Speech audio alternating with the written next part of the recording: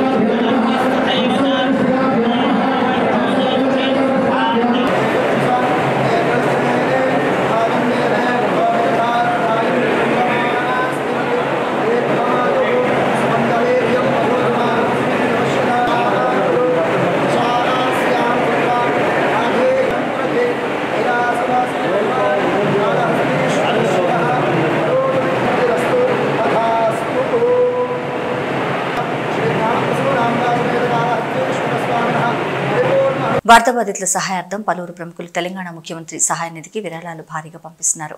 ఇప్పటికే చిరంజీవి, బాలకృష్ణ, విశ్వక్సేన్, సాయిధరం తేజ్ సహా పలువురు నటులు సీఎం సహాయ నిధికి తమ వంతు సాయం అందించిన విషయం తెలిసిందే. నేడు ముఖ్యమంత్రి సహాయ నిధికి 50 లక్షల రూపాయలు విరాళం అందజేశారు సినీ హీరో మహేష్ బాబు. జూబ్లీహిల్స్ నివాసంలో ముఖ్యమంత్రి రేవంత్ రెడ్డిని కలిసి చెక్ అందజేశారు మహేష్ బాబు. మహేష్ బాబు వెంట అతని భార్య నమ్రత కూడా ఉన్నారు. అలాగే తన ఏఎంబీ తరపున మరొక 10 లక్షల రూపాయల విరాళం అందజేశారు మహేష్ బాబు. ముంబై నటి జత్వానీని శారీరకంగా, మానసికంగా హింసించి తన పలుకుబడితో ఆమెను నానా ఇబ్బందులకు గురి చేసిన కుక్కర విద్యాసాగర్ను పోలీసులు ఎట్టకేలకు అదుపులోకి తీసుకున్నారు. డెహ్రాడూన్ నుంచి రైల్లో అర్ధరాత్రి విజయవాడలోని ఇబ్రహీంపట్నం పిఎస్కు తరలించారు. అనంతరం విజయవాడ ప్రభుత్వ హాస్పిటల్లో విద్యాసాగర్కు వైద్య పరీక్షలు నిర్వహించారు.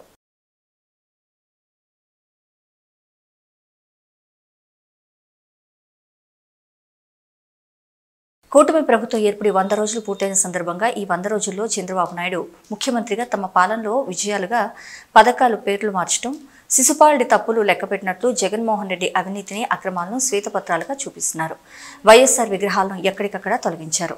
అయితే ఎలక్షన్ సమయంలో హామీలు గుప్పించిన సూపర్ 6 పథకాలను ఒకటంటే ఒకటి ఇంతవరకు అమలు చేయలేదన్నారు వైఎస్ షర్మిల. ఎంతో నమ్మకంతో మిమ్మల్ని ప్రజలు గెలిపించినప్పుడు ఇచ్చిన వాగ్దానాలను తప్పకుండా నెరవేర్చాలని అన్నారు. చంద్రబాబు గారి 100 రోజులు పరిపాలన. 100 రోజుల్లో చంద్రబాబు గారు ఏమి చేశారు అంటే, శిశుపాలుడు తప్పులు లెక్కబెట్టినట్టు జగన్మోహన్ రెడ్డి గారి తప్పులను, అవినీతిని, దోపిడీని శ్వేతపత్రాల్లాగా చూపించారు. వైఎస్ఆర్ గారి పేరును ఎక్కడ వీలైతే అక్కడ తొలగించారు. వైఎస్ఆర్ గారి విగ్రహాలను ధ్వంసం చేశారు. మరి చంద్రబాబు గారు హామీల విషయంలో ఏం చేశారు అంటే 0 అనే చెప్పాలి. కూటమి సర్కార్ ఈ 100 రోజుల పరిపాలన ఎలా ఉంది అని చూసుకుంటే 100కి 0 అనే చెప్పాలి. ఎందుకంటే వాళ్ళు అత్యధికంగా బ్యాంక్ చేసిన వాగ్దానాలు వాగ్దానాలు సూపర్ 6, చంద్రబాబు గారి సూపర్ 6. చంద్రబాబు గారు చెప్పిన మాట 100 రోజుల్లో మేము రాష్ట్రాన్ని గాడిలో పెడతాము, 100 రోజుల్లో మేము పక్కా యాక్షన్ ప్లాన్ 100 రోజుల్లోనే మేము అద్భుతాలు చేస్తామని చెప్పిన చంద్రబాబు గారు 100 రోజులు దాటిపోయినా కూడా ఇప్పటి వరకు సూపర్ 6 లో ఒక్క వాగ్దానం కూడా ఇంతవరకు అమలు కాలేదు. ఎందుకు సార్ అని అడుగుతున్నాం. మోడీ గారి డైరెక్షన్ లో చంద్రబాబు గారి 100 రోజుల సినిమా అటర్ ఫ్లాప్.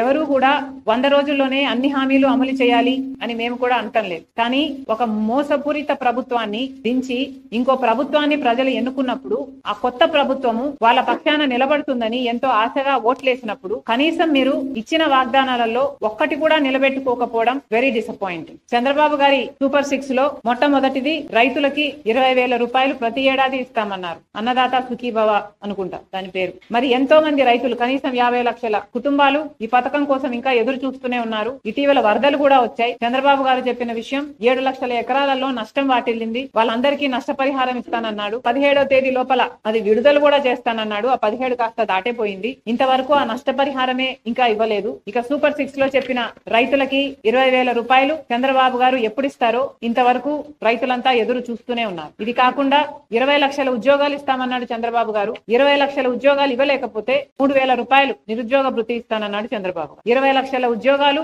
4 లక్షల చొప్పున 5 సంవత్సరాలలో పూర్తి చేస్తానన్నాడు చంద్రబాబు గారు. అంటే ఈ సంవత్సరం 4 లక్షల ఉద్యోగాలు చూపించాల్సింది చంద్రబాబు గారు. కానీ ఇచ్చింది 16,000 ఉద్యోగాలకు మాత్రమే. మిగతా ఉద్యోగాలు ఎలా ఇస్తున్నారు, దాని ప్రణాళిక ఏమిటి? కోచింగ్ల కోసం తయారయ్యే బిడ్డలు ఎంతో మంది ఉన్నారు. లక్షలలో ఈ బిడ్డలంతా ఎదురు చూస్తున్నారు వాళ్ళకు ఉద్యోగాలు వస్తాయి అని. లేకపోతే ఉద్యోగాలు రాకపోతే కనీసం 3,000 రూపాయలు నిరుద్యోగ భృతి మీరు ఇస్తామన్నారు. అది ఎప్పుడు ఇస్తారో దాని కార్యాచరణ ఏది ప్రకటించలేదు. మీరు గత టర్మ్ తీసుకున్న 2014లో చంద్రబాబు గారు ముఖ్యమంత్రి అయినప్పుడు 2,000 రూపాయలు నిరుద్యోగ భృతి అని అప్పుడు కూడా చెప్పారు. కానీ అది గాలి కొట్టుకోపోయింది. ఈసారి కూడా నిరుద్యోగ భృతి 3,000 రూపాయలని మీరు మేనిఫెస్టోలో చెప్పారు. ఇది కూడా కొట్టుకోపోతుందో ఏమో అని మా ఆందోళన. ఇది కాకుండా తల్లికి వందనం అనే స్కీమ్ కింద ప్రతి బిడ్డకు, తల్లికి ఎంతమంది బిడ్డలు ఉంటే అంతమంది బిడ్డలకు, చంద్రబాబు గారి మాటల్లో చెప్పాలంటే ఒకరైతే ఒకరికి, ఇద్దరైతే ఇద్దరికి, ముగ్గురైతే ముగ్గురికి, నలుగురైతే ఏకంగా 60,000 రూపాయలు అని చెప్పారు చంద్రబాబు. తల్లికి వందనం పథకం ఏమైంది? తల్లికి బిడ్డలకి పంగనామాలు పెట్టే కార్యక్రమం ఏమైనా చేస్తున్నారా? స్కూల్ ఫీజులు కట్టుకునే సమయం అయిపోయింది. మరి ఎప్పుడు చంద్రబాబు గారు దీన్ని అమలు చేస్తారో కళ్ళలో ఒత్తులేసుకుని బిడ్డలు తల్లులు ఎదురు చూస్తున్నారు. ఈ పథకం కూడా అమలు కాలేదు. ఇక ప్రతి మహిళకు 18 సంవత్సరాల నుంచి ఇంకొక పథకం, ఇది 4th మహాశక్తి పథకం కింద చంద్రబాబు గారు ప్రతి మహిళకు ప్రతి నెల, ప్రతి మహిళకు అంటే 18 సంవత్సరాల నుంచి 59 సంవత్సరాల వరకు ఈ ఏజ్ గ్రూప్లలో ఉన్న వాళ్ళకి 1,500 రూపాయలు ప్రతి నెల ఇస్తానన్నాడు చంద్రబాబు గారు. ఇది చాలా హెవీ బడ్జెట్ స్కీమ్. ఇంత 1000 కోట్లు 1,500 కోట్లు ప్రతి నెల ఖర్చు అయ్యే స్కీమ్. ఇంత పెద్ద వాగ్దానం చంద్రబాబు గారు చాలా సులువుగా ఇచ్చారు. మరి ఇది అమలు చేసే చిత్తశుద్ధి చంద్రబాబు గారికి ఉందా లేదా, ఆ ఉద్దేశమైనా ఉందా?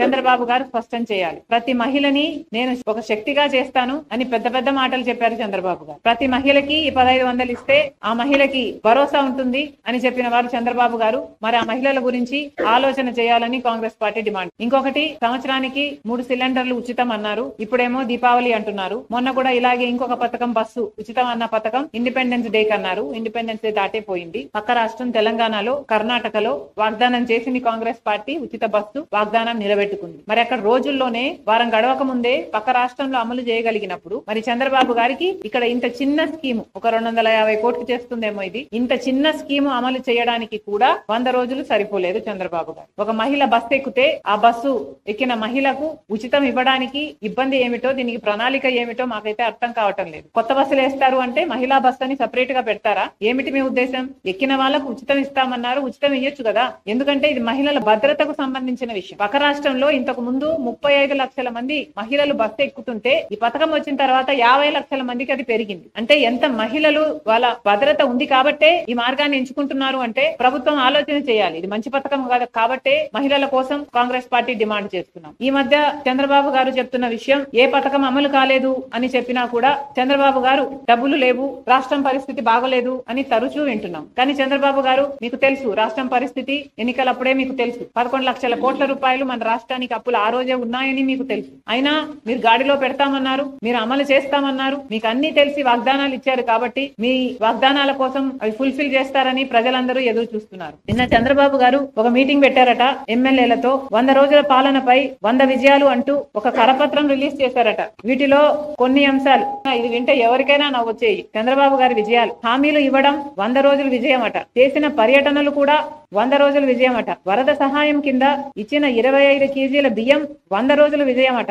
బుడమేరు గండ్లు పూడ్చడం 100 రోజుల విజయం అట. అమరావతికి 15,000 కోట్లు గ్యారంటీ రుణాలలో ₹1 రాకపోయినా ఇది 100 రోజుల విజయమేనట. అవును, ఇచ్చిన బియ్యం కూడా దొడ్డు బియ్యం. అక్కడ కూడా చాలా మంది చెప్పారు మనకి. నారా లోకేష్ గారికి కాలేజీలో సీటు కావాలని మెసేజ్ చేస్తే అది కూడా 100 రోజుల విజయమేనట. ప్రజా దర్బార్ లో ప్రజల నుండి అర్జీలు స్వీకరించడం కూడా 100 రోజుల విజయమేనట. చంద్రబాబు గారు 10 రోజులు కలెక్టర్ ఆఫీస్ లో నిద్రిస్తే అది 100 రోజుల విజయమేనట. సౌదీ అరేబియా నుంచి ఒక తెలుగు కుటుంబాన్ని తిరిగి స్వస్థలానికి రప్పిస్తే అది 100 రోజుల విజయమేనట. విశాఖ స్టీల్ లో కేంద్ర మంత్రి పర్యటిస్తే అది కూడా 100 రోజుల విజయమేనట. గత ప్రభుత్వం అమలు చేసిన పథకాల పేర్లు మార్చడం కూడా 100 రోజుల విజయమేనట. చంద్రబాబు గారికి నేను గుర్తు చేయాల్సిన అవసరం లేదనుకుంటా. ముఖ్యమంత్రిగా చంద్రబాబు గారికి ఎన్నో బాధ్యతలు. ఆ బాధ్యతలన్నీ మీరు విజయాలనుకుంటే మేము చెప్పగలిగింది ఏమీ లేదు. భక్తుల మనోభావాలు దెబ్బతినేలా చంద్రబాబు నాయుడు తిరుపతి లడ్డుపై వ్యాఖ్యలు చేశారని, తమ ప్రభుత్వ హయాంలో కల్తీ నెయ్యిని వినియోగించినట్లు చంద్రబాబు నాయుడు ఆరోపించడంతో జగన్మోహన్ రెడ్డి తిరుమల పవిత్రతను కాపాడండి అని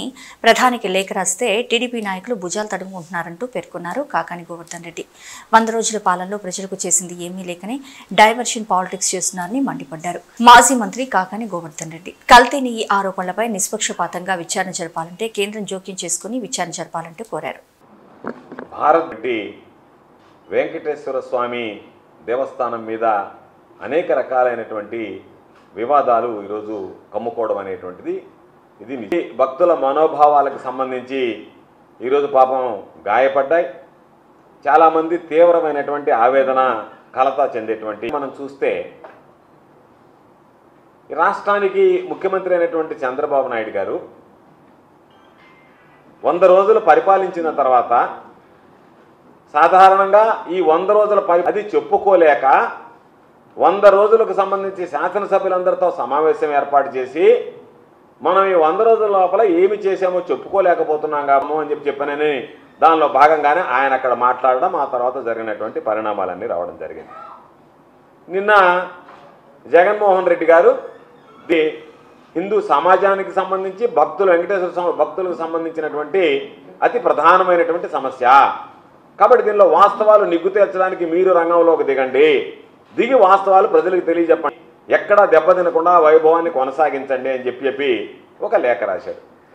చంద్రబాబు నాయుడు ప్రధానమంత్రికి జగన్మోహన్ రెడ్డి గారికి లేఖ రాస్తే కళ్ళు తాగినటువంటి 3 రోజులు గడిచిపోయేటప్పటికీ అతి సామాన్యుడు కూడా ఓహో ఇది జరగలేదు, ఇది వాస్తవం కాదు, చంద్రబాబు నాయుడు కేవలం రాజకీయ కుట్ర కోణంలో దీన్ని చూడడానికి బాబు నాయుడు తాను సృష్టించుకున్నటువంటి సుడిగుండంలో తానే ఇరుక్కున్నట్టుగా తానే విలవెల్లాడినట్టుగా పరిస్థితి ఏర్పడింది. కాబట్టి ఈరోజు చంద్రబాబు నాయుడు దానిలో నుంచి బయటకు రావడానికి రకరకాలైనటువంటి ప్రయత్నాలు ఆ ఫ్రస్ట్రేషన్లో మాట్లాడేటువంటి పరిస్థితి ఏర్పడింది. ఈరోజు దేవుడికి సంబంధించినటువంటి దాంట్లో ఏది చేయించాలన్నా ఒక భక్తుడుగా నేను కూడా వాటిని ఏమి తప్పు పట్టను, కానీ జరగరాంది ఏదో జరిగింది అనే వాటి మీద విచారణ నిష్పక్షపాతంగా ఎప్పుడు జరుగుతుంది? ఎందుకు ఆ మాట చెప్తున్నావు? నీ నోటి గుండా చేశాడు అటువంటి మాటలు మాట్లాడేటువంటి నువ్వు ఇది నిష్పక్షపాతంగా విచారణ జరగాలి అంటే నీ ఆధ్వర్యంలో నీ ఆధీనంలో జరగడం శ్రేయస్కరం. పక్షపాతంగా దీని మీద దర్యాప్తు జరగాలి అంటే ఏదైనా కేంద్ర ప్రభుత్వ ఆధీనంలో ఉండేటువంటి స్వయం ప్రతిపత్తి కలిగినటువంటి సంస్థ ద్వారా సిబిఐ లాంటిదో అలాంటి దాని ద్వారా లేదా అనేటువంటి వాస్తవాలు వెలుగులోకి చూస్తాయి.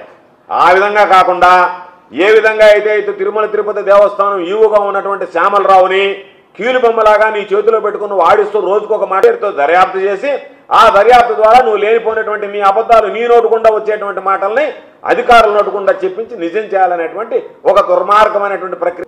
ఒక మాట మాట్లాడావు, అనిమల్ ఫ్యాట్ ఉందని చెప్పి మాట్లాడావు. ఈవో గారు ఏం చెప్పాడు? దాంట్లో వెజిటబుల్ ఫ్యాట్ ఉన్నట్టుగా కనుక్కున్నాం, డాల్డా వనస్పతిలో ఉండేటువంటి విధంగా ఉన్నాయి అని చెప్పి లేనటువంటి అబద్ధాన్ని నిజం చేసేటువంటి ప్రయత్నం చేస్తే మరలా నువ్వు బలవంతం చేస్తే ఏ నోటికుండా అయితే ఈవో అనేటువంటి వ్యక్తి ఈరోజు ఇదంతా వెజిటబుల్ ఫ్యాట్ అన్నటువంటి మాట్లాడినటువంటి ఆ వ్యక్తి చేత మరలా ఎనిమిది ఫ్యాట్ అని చెప్పి మాట్లాడించి ఈరోజు మా దగ్గర ఆధారాలు అన్నీ ఉన్నాయి. ఎవరు ఇస్తాం? 2014 నుంచి 19 మధ్య ఏం జరిగింది, 2019, 24 తర్వాత ఏం జరిగింది, మరలా నువ్వు ముఖ్యమంత్రి అయిన తర్వాత ఎవరెవరు ఎంతెంత నెయ్యి ఏ స్థాయిలో తిరుమల తిరుపతి దేవస్థానానికి పంపించారో చంద్రబాబు నాయుడు మర్చిపోయినాడేమో అల్జిమర్స్తో. చంద్రబాబు నాయుడు కూడా ఒక కాపీ కావాలంటే పంపిస్తాం. ఎందుకంటే చంద్రబాబు నాయుడికి ఇతర ప్రభుత్వాల మీద ఆరోపణలు తప్ప తన ప్రభుత్వం చేసినటువంటి దోషాలు ఎప్పుడూ కనిపించేటువంటి పరిస్థితి ఉండదు. కాబట్టి జూన్ మొదటి వారంలో వాళ్ళకి సంబంధించినటువంటి దాంట్లో మొదలు పెట్టిందని మేము చెప్పడం కాదు, సాక్షాత్తు చంద్రబాబు నోటుకుండా చంద్రబాబు నాయుడే చెప్పాడు. జూన్ మొదటి వారంలో అని చెప్తే ఈ వ్యవహారం అంతా జూలైలో కనిపెట్టారు. ఈరోజు తిరుమలకి సంబంధించి ఒక ల్యాబ్ ఉందా లేదా, ఆ ల్యాబ్లో టెస్టులు చేస్తామా లేదా, నెయ్యి మీద 2015వ సంవత్సరంలో నెయ్యి గురించి ఆరోపణలు వచ్చాయి. బహుశా చాలామంది పత్రికల్లో కూడా వచ్చాయి, ప్రధానమైనటువంటి పత్రికలు కూడా రాశాయి. ఆ రోజు టీటీడీ ల్యాబ్లోనే మేము 3 టెస్టులు చేస్తాం. రోజు చేసిన తర్వాత దీంట్లో అడల్టరేషన్ ఉందా లేదా, కల్తీ జరిగిందా లేదా అనేటువంటిది నిర్ధారించుకున్న తర్వాతనే ఆ వాహనం పోర్టుకు వెళ్తుంది. తిరుపతిలో అసలు ల్యాబ్లే లేవన్నట్టుగా మాట్లాడుతున్నాం.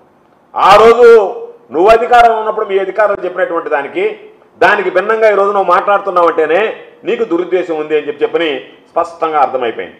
ప్రభుత్వ భూముల్లో నిర్మించిన అక్రమ కట్టడాలను కూల్చివేసిన హైడ్రా అధికారులు సంగారెడ్డి జిల్లా అమీన్పూర్ మున్సిపల్ పరిధిలోని కృష్ణారెడ్డిపేటలోని 12, 164, 208 సర్వే నంబర్లోని ప్రభుత్వ భూముల్లో నిర్మించిన అక్రమ నిర్మాణాలను కూల్చివేశారు. పటేల్గూడ గ్రామానికి చెందిన పట్టా నెంబర్ 6 పేరుతో కృష్ణారెడ్డి గ్రామం ప్రభుత్వ సర్వే నెంబర్ 12లో నిర్మించిన అక్రమ నిర్మాణాలను కూల్చివేశారు హైడ్రా అధికారులు. అలాగే సర్వే నెంబర్ 164లో ప్రభుత్వ భూమిలో నిర్మించిన 3 భారీ భవనాలు కూడా హైడ్రా అధికారులు కూల్చివేశారు.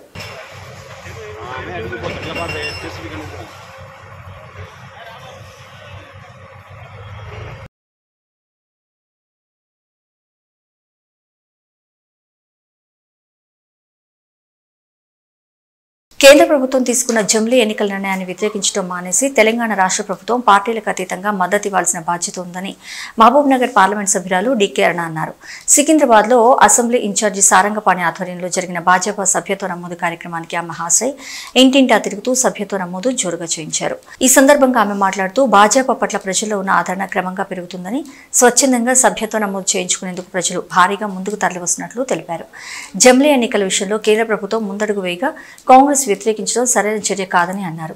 దేశవ్యాప్తంగా ఒకేసారి ఎన్నికలు జరగడం మూలంగా దేశం అభివృద్ధి పనుల్లో మరింత దూసుకెళ్తుందంటూ పేర్కొన్నారు. గతంలో కూడా తెలుగు రాష్ట్రాల్లో ఒకేసారి ఎన్నికలు జరగడం ఆనవాయితీగా ఉండేదంటూ గుర్తు చేశారు. కేంద్ర ప్రభుత్వం తీసుకున్న ఆమోదయోగ్యమైన నిర్ణయానికి రాష్ట్ర ప్రభుత్వం కూడా కట్టుబడి ఉండి మద్దతు ఇవ్వాలని కోరారు.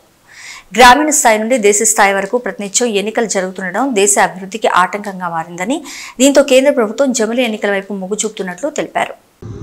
చర్చ ఆల్రెడీ కొత్త ఏం కాదు కదా. 1 నేషన్ 1 ఎలక్షన్ అనేది గతంలో 1 ఎలక్షన్ పార్లమెంటు అసెంబ్లీ ఒకేసారి జరిగేవి కొంతకాలం. మనకు కూడా 2014 వరకు కూడా అసెంబ్లీ పార్లమెంట్ ఒకేసారి జరిగినాయి మన రాష్ట్రంలో కూడా. సరే కొన్ని రాష్ట్రాల్లో వెనక ముందు జరిగిండొచ్చు, మన దగ్గర కూడా మొన్నటిదాకా జరిగినాయి. 2014 వరకు జరిగింది. కాబట్టి మన రాష్ట్రం నుంచి కూడా పూర్తిగా దీనికి మద్దతు ఇవ్వాలని నేను కోరుతున్నా. తెలంగాణ రాష్ట్రం నుంచి దీనికి మద్దతు పలకాలి.